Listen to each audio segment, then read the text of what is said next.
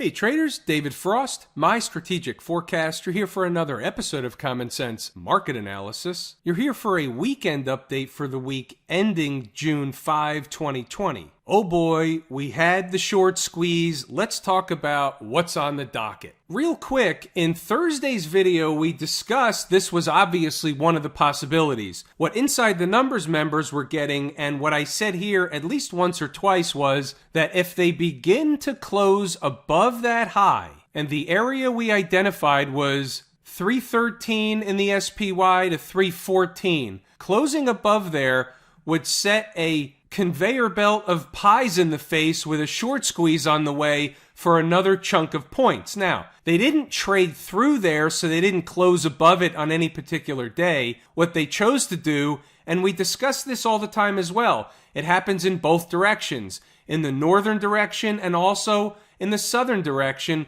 which is when a market or a stock or whatever it is can't or won't or doesn't want to trade through a certain area, it jumps over it. And that's just the way it works. The phony jobs number was the perfect recipe to have that happen. Whatever the numbers were, it doesn't really make any difference. We talked about this ahead of time. It's not what the numbers are, it's how the market reacts to whatever the numbers are. Let's talk about some things that are also important. We also discussed the fact that the market could very well trade up into the lunar eclipse. When was the lunar eclipse? And I don't have three heads. I'm just saying that it's an event, and this tends to have an impact on markets, not all the time, but some of the time, so it's an awareness that we need to have. So the market did trade up into the lunar eclipse. That was Friday. Does that mean the market immediately turns back in the other direction? No, it doesn't. Why is that? Because we don't know that the lunar eclipse was the cause to the market going up. It's just an event. We have an awareness. It happened. We don't know the cause and effect. We can't prove the cause and effect, so we leave it as an awareness. What's one of the reasons why I want to point out not to look for an immediate turn in the market? Now, we could have an immediate turn in the market. It's up a lot. We're getting to the point where we're due for a pretty decent pullback. Now we have a nice juicy gap. They're going to fill that gap, and others eventually, but they're going to fill that gap that was left open from Thursday right around 311. They may not fill it Monday or Tuesday, but they're going to fill that gap. But that being said, let's put on the table what we have. We're going to talk about the duck. We're going to talk about the obvious stuff that we can't overlook. This is what causes us to look at as much factual information as we can and leave our biases at the door. We want to be the umpire calling balls and strikes. One of the obvious is we have an uptrend. The market is in an uptrend. We're above all the moving averages. It's obviously in an extended quote unquote, but we can't have a measurement, or we don't have a measurement for overextended. We know it's overbought, but there's no measurement, so it can stay overbought. Maybe it was overbought 2 weeks ago. It's still overbought. But we are in an uptrend. The trend is your friend until the very end. That's the way it works. Think of it this way. When the trend is up or the trend is down, whatever the trend is, that's the general pull most days in the market. Right in front of us, we have two extremes. Okay, here's a pretty severe downtrend, and here's a pretty severe uptrend. Now, it wasn't an uptrend from the bottom, but once it started getting above moving averages, the trend began to turn up. Now that the trend is up, we can say that as long as the trend remains up, the natural pull will be up. Now, where's the risk ahead? The risk is actually right above us, meaning the risk is to the upside. The higher risk trade would be staying long right now, the market, because we're really due for a pullback.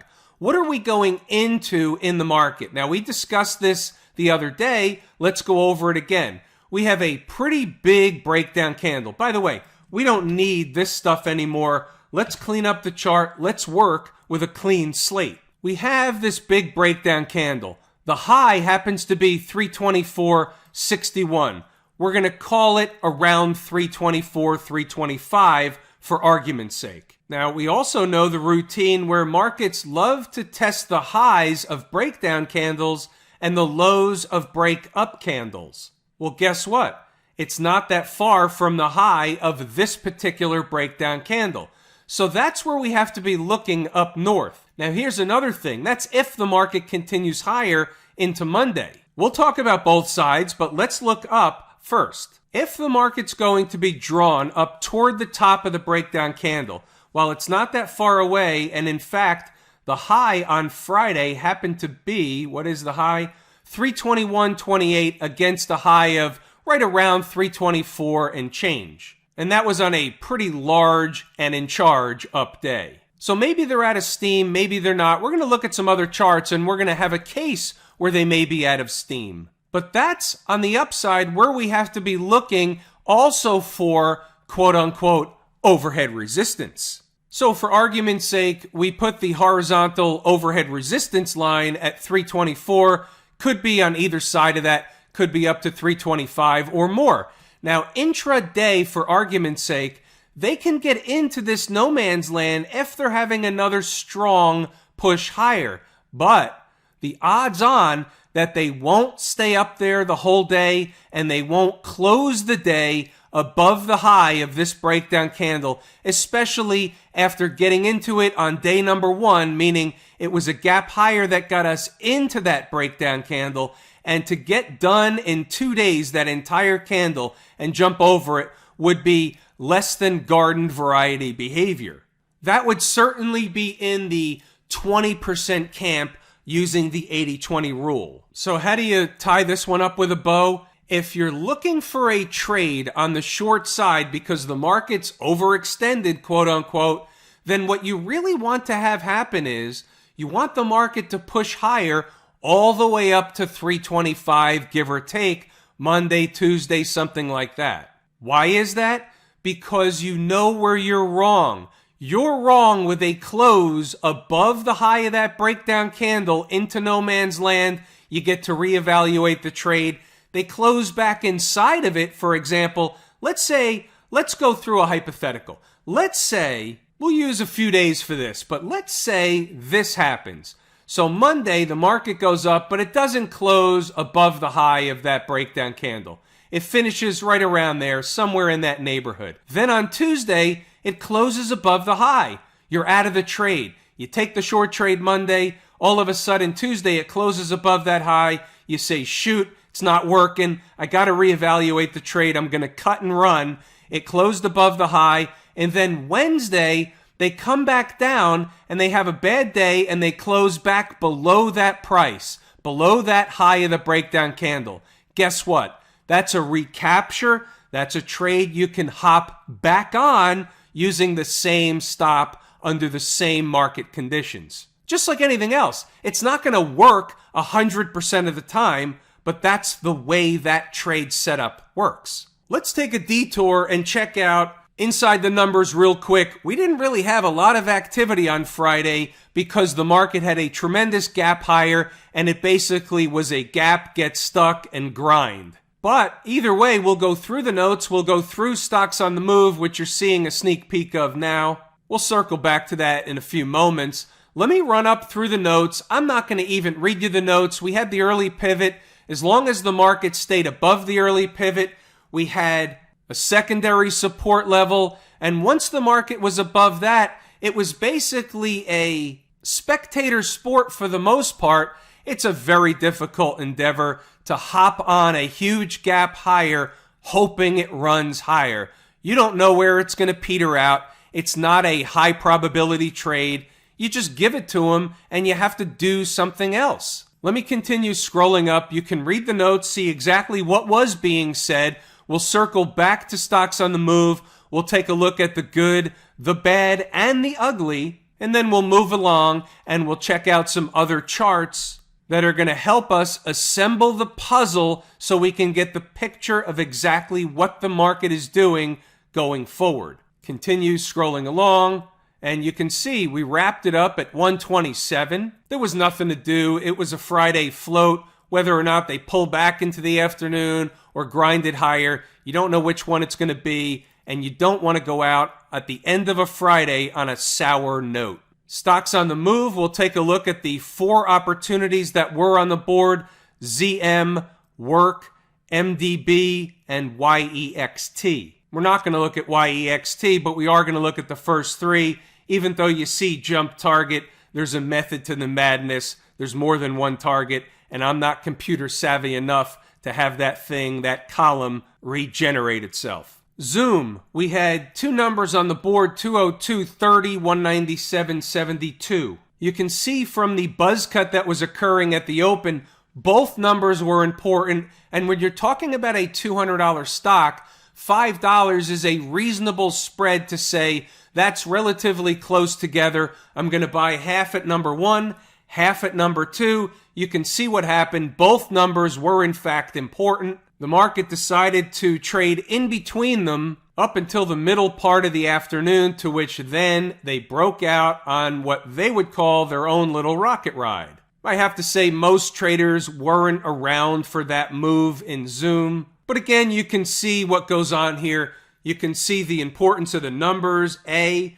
Number 2, you can also see something right out of the course at Lazy E-mini Trader. The market ate an appropriate amount of time off the clock. After doing so, it did the thing that it was supposed to do, and it went higher in the afternoon. Next up, Work.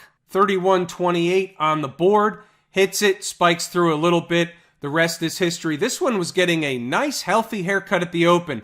The closing price from Thursday was $37.94. Work opened Friday at $31.65. That one was high and tight. Now, we had something else going in Work as well, and you might have seen this in the notes if you read through the notes. But right around the closing of the first hour of the day, something starts to develop in Work. They put in a tail candle. The writing's on the board that we've got a Friday float in our hands.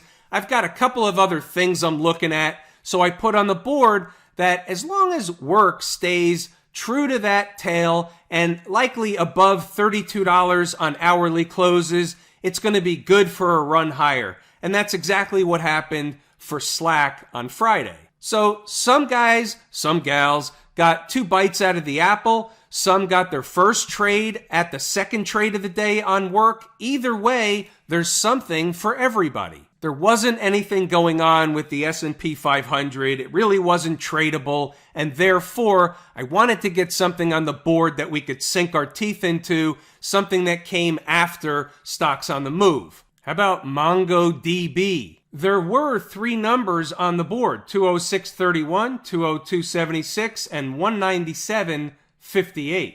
Why do I only have one of the lines on the board? Because the stock opened below the first 2. They're off the board. The only price target in play at that point is the third number, 197.58. Was a little bit of a wild ride. We could use the term rodeo would be appropriate. But after this thing whipped around, it found itself right back up making a high of 208.90 by 10 a.m.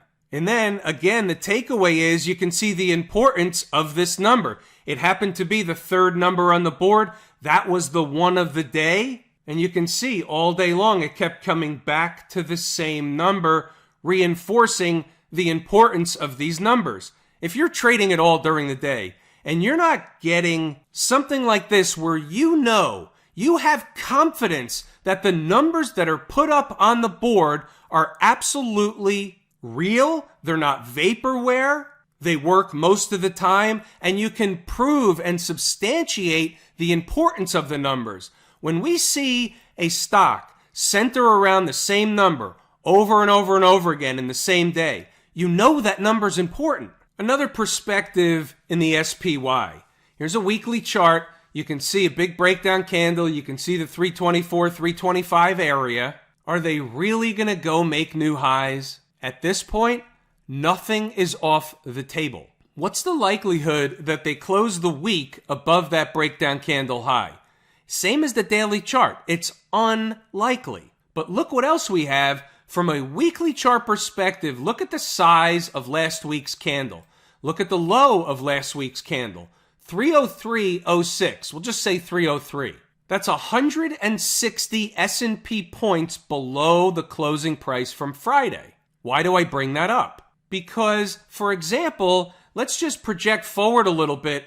Over the next few weeks, the market can sell off, can correct 160 points or more, and stay inside of, on a weekly chart closing basis, inside of the low of this last breakup candle, and that would be essentially the market building energy for another push higher. But it would take some time. It's not going to take 1 week or 2 weeks. That would take several weeks, and who knows if they'll stop there or go lower. But what you have here now are moving averages beneath that breakup candle low, and you have something else that we haven't seen too often. You have an uptick in volume on an up week from the prior week. When you go back and look at the previous volume weeks, just look at the volume chart on the bottom, you see decreasing volume, and when you see increasing volume, it tends to be the red candles or the down days.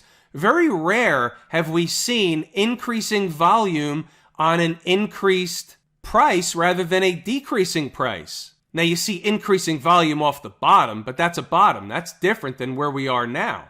And it's not enough volume to say it's exhaustion type volume. That would need to be a big spike in volume. So this is of note. That's also a puzzle piece. It's on the table. And guess what? It's bullish. Doesn't mean we won't pull back, but it's bullish on its face. You go back to the daily chart and take a look at volume, and you see something similar. You have a pretty decent increase in volume on a big up day. Now, you have to take some of that with a grain of salt. You had some FOMO, you had some panic buying, short covering, all that stuff. So that's all factored in, so it definitely factors into the increase in volume. So, weekly chart, is there anything bearish at present? No. Other than the fact that we're coming up into overhead resistance, that's not bearish. That's just the fact that we're coming up into overhead resistance. So there's nothing bearish on the weekly chart. Is there anything bearish on the daily chart?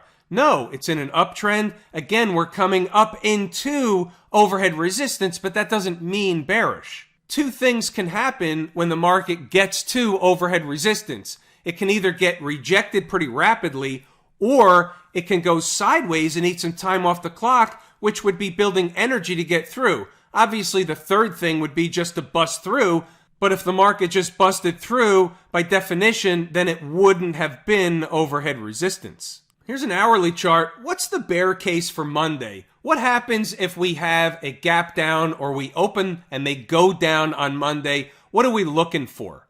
It's basically two numbers. First around 318 and then right around 317. Really, 317 is the ultimate line in the sand.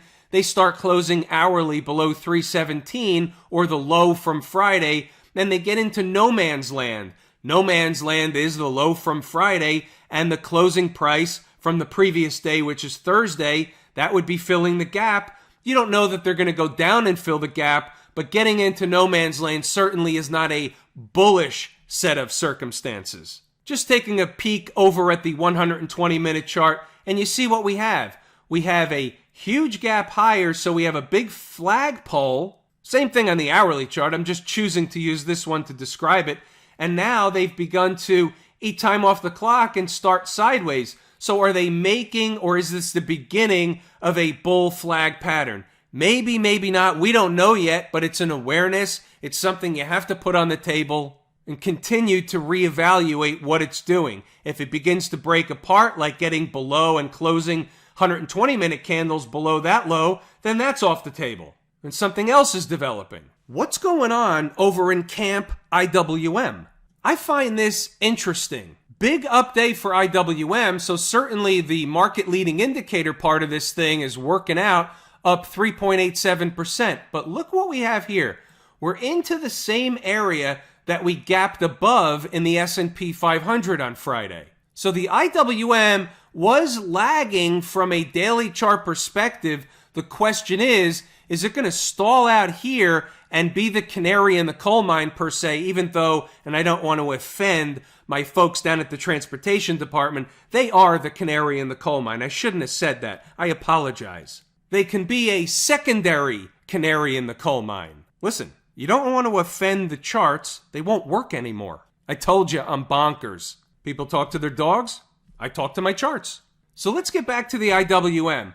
How about getting above the same area? How about getting above all this stuff and closing a day above that pivot high up there? How would that be? That would be extremely, extremely bullish. What's a big spot for overhead resistance in the IWM? 156. You have to be aware of stuff like this. So we jumped over, the IWM jumped over the 200 period moving average. Now they can have a pullback and they can do this for a while. They can have a pullback, they can retest the moving average, they can even fill the gap, and there's nothing wrong with this. It's still bullish, and it still would be setting up for another move higher into that 156 area, somewhere up in that neighborhood. And guess what? If they had a recock the gun phase, 156 may not be the same resistance that it is today. With a longer term eating time off the clock type of scenario, 156 would become less resistant to price. Look at this.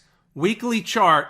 Look where they went right into the 100 period moving average, through everything else, right into the 100 and backed off. Is anybody going to tell me that there's no accident or coincidences with this stuff? Remember what I say all the time. There's a chart that's actually the one that is essentially the active chart. And it could be intraday, it could be weekly, could be monthly. The market is doing something, and it's doing something at different times of different days. But the larger the chart, meaning a weekly chart and a monthly chart, that's the bigger picture. The market was headed to a destination. That's what we've been saying the whole time. Whether we're talking about the IWM or the S&P or the Dow or the NASDAQ, it doesn't make any difference. It's all the same market. Now, I'm not saying Friday was or wasn't the final destination. I'm just saying the market's been headed to a destination, and case in point, look at that drive right into those moving averages, right into the 100, stopped on a dime on Friday. Magnetic. Now, long-term watchers, watch this. This is not necessarily relevant intraday. It's certainly not relevant intraday. It's not relevant day to day. But watch for the end of the month and watch what happens during the month. So case in point, here's a breakdown candle. The high is 154.20. Remember we just said 156, but that was a daily chart level. They can spike stuff monthly, intra-month, but it's where we close the month that's important. So the question is, are they going to close the month, A, above that breakdown candle high, and B, above those moving averages, or by the end of June, which is a long time coming, right? It's the first part of June. But by the end of June, are they going to give up those moving averages and close below? And I think that will be an important tell for what happens over the summer. What's going on with the folks down at the transportation department? Same routine as the other markets. Nice big gap up, nice jump over its 200 period moving average. Had a little bit of a crap out. We need to discuss that. Can't just overlook it. Is this a tail candle? Is it a gap and crap? We're not going to classify it as a gap and crap, but let's talk about a couple of things. A, yeah, it's a tail candle, but they did close above the 200 period moving average. It will be important to see what happens on Monday and Tuesday, where they take it, where they close the transports Monday and Tuesday. Remember, it's the canary in the coal mine. So the S&P 500 might be going up, the Dow might be going up, and nobody's paying attention, but the transports are sneaking their way down south. Happens all the time. We've seen it before. We've identified the canary in the coal mine enough times. Therefore, I'm watching the transports. Same routine with the weekly chart. Look right into the convergence of the 50 and 200 period moving average. Look at that volume, tremendous volume. Is it exhaustion volume or is it institutional participation buying volume, meaning more higher prices coming? It's a good question. Exhaustion volume, we like to see at highs and lows on charts. Doesn't mean it has to be there, but that's the preferred place. So we're not going to call it exhaustion volume. We're going to call it big volume trading up into moving averages that are overhead resistance. At present, that's all we need to know. Back to the daily chart, look at the volume the last 2 days in the transports. Now, what are we going to make out of that? Part of that can be attributed to the short squeeze that was going on in the airline stocks. How much can we tie together? Can this be exhaustion volume? Everything is on the table. We're watching the transports for them to be a canary in the coal mine. We're watching the S&P 500 to see if it puts in a sign or signal of a trend change. And until and unless it does, guess what? It can always go higher. That sign or signal of a trend change can come intraday. It can come as the form of a gap and crap. It can be on an hourly candle. It can come in a lot of different forms. The forms are taught in the course at Lazy E-mini Trader. We're on the lookout. What about the cues? New highs. Is that the sign of a bear market? No. Again, we have to be aware of all this stuff. We're taking in the obvious. We have the cues that have been powering forward. We talk about them every single day. There's nothing wrong with this market. It's in a very, very strong uptrend. There's nothing bearish here. Doesn't mean they're not going to turn around. It doesn't mean they're not going to close back below this high over here. The high was 237.47. Now, if they close back below the high, that's something different. Maybe it's a recapture. Maybe they run right down to the 20-period moving average. We'll see. But we're not going to project anything. What we're going to say is, if they do this, then we know this is a possibility. But they're not doing that. They're making new highs. We're taking it at face value. It is the duck. If it walks like a duck and it talks like a duck, it's a freaking duck. 20% of the time, it turns out to be an ugly duck. Here's one for learning purposes. Same scenario we discussed before. We're just looking at the Q's 120-minute chart, and we have a big breakup candle. So here's the deal. So until and unless they close a 120-minute candle below the low, 235.63, then they would just be eating time off the clock, building energy. The moving averages are creeping higher. The market could certainly creep lower into or at least toward the 20-period moving average. As long as they stay above that low, closing above the low of that breakup candle, then they're good. What if they close below the low? Well, then they obviously fill the gap right away, which is right underneath it. And then we see if the bulls are ready to put up some defense, or is it a fumble and the bears have the ball? One step at a time. We'll address stuff like that inside the numbers like we always do. Financials. We talk about this all the time. Now, the financials were up 3.72% today, but they had somewhat of a gap and crap. So we need to talk about both sides. They came up into, just short of, but into the 200-period moving average, just short of $27. Now, we know a couple of things. A, without the financials, it's unlikely the market's going to get very far in either direction. So the financials are up strong. They've been strong. You can see the moving averages. Look at the 20 and the 50 curling up. That's a sign of strength. The 100 is sloping down still, but the 200 is flattening out. This is a little bit more of a long-term look at the moving averages. You're not going to get daily movement from the stuff I just said, but I'm just eyeballing it. Again, you're inside my head, so you have to take the good, the bad, and of course, the ugly. Well, let's see what else we have. The volume, which was a spike in volume, similar to the other markets, similar to the transports. So it was a spike in volume coupled with a gap in crap, but we still finished up tremendous 3.7%. How do you read that? It's interesting. It's not easy. You have somewhat of divergence from the gap and crap perspective, but if you just take away that, then it was a big up day, and that's what you have to go with on volume. If it was a gap and crap and they came back to fill the gap, that's something different. And we also have a guideline, so it doesn't even matter what we call it here today over the weekend. The guideline is closing hourly below the low from Friday is getting into no man's land, and that's not bullish, so we know that. Sometimes a lot of people get hung up on the names of stuff. They want to call patterns certain things. They want to call candles certain things. I got to tell you, I get stuff from you people, not all you people, just some of you people. And I'm okay with it. I love getting stuff. But I get stuff I've never even heard of. I don't know where some of you are getting this from. By now, if you've been here for any length of time, you know me that I like to keep things simple. If I can't explain it in a minute or less, then it's too complicated, throw it away. What about smashmouth?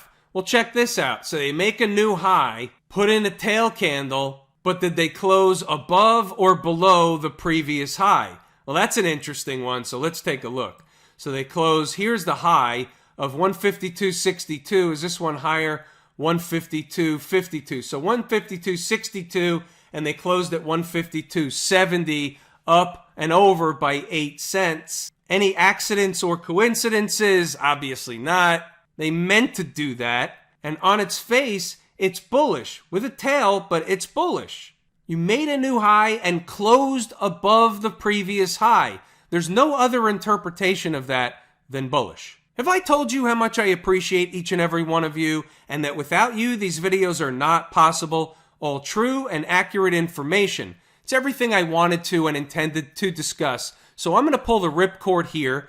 I'm David Frost, my strategic forecast. Thanks for tuning in for another episode of Common Sense Market Analysis.